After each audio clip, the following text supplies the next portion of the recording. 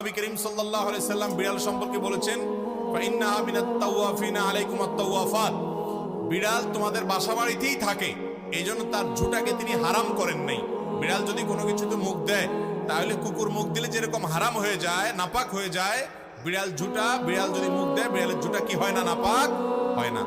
এইজন্য বিড়াল পালা জায়েজ আছে, বিশেষ করে ইঁদুরের উপদ্রব থেকে বাঁচার জন্য, কিংবা এমনি আদর করে আপনি বিড়াল পালেন, কোনো অসুবিধা নাই।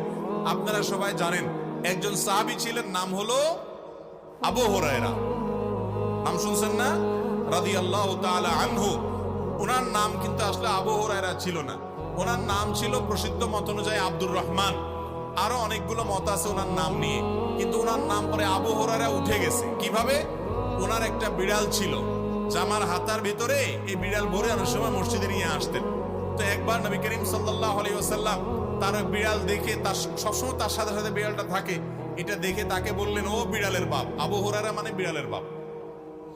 এরপর থেকে ওনার নাম হয়ে গেছে কি, বিড়ালের বাপ। আসলে কি তিনি বিড়ালের বাপ ছিলেন? এটা কথার কথা হয়ে গেছে, রাসূল আকরাম সাল্লাল্লাহু আলাইহি ওয়াসাল্লাম মজা করে বলেছিলেন। তো তারপর থেকে ওই নামে তিনি পরিচিত হয়ে গেছেন। তাহলে তিনি যেহেতু বিড়াল পালতেন, নবী সাল্লাল্লাহু আলাইহি ওয়াসাল্লাম দেখেও বরং রসিকতা করেছেন, কোনো নিষেধ করেন না। তাহলে বোঝা গেল আমাদের বাসা বাড়িতে বিড়াল পালা কোনো অসুবিধা নাই।